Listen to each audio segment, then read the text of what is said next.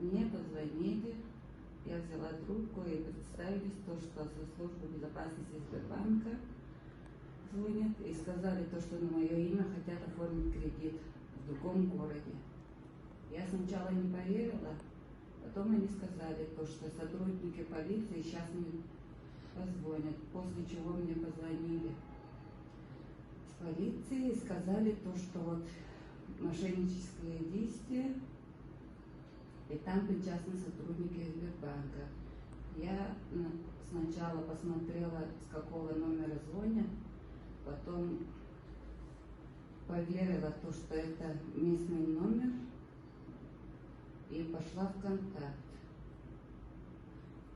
Потом мне позвонили из Сбербанка и сказали оформить кредит на 500 тысяч. И сказали то, что надо через банкомат по 15 тысяч кинуть. Я пошла в Сбербанк, оформила кредит на 500 рублей, а потом через терминал по 15 тысяч скинула.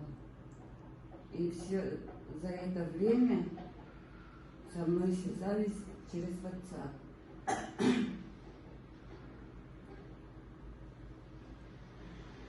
После чего сказали, на следующий день кредит закроется. Я пошла домой.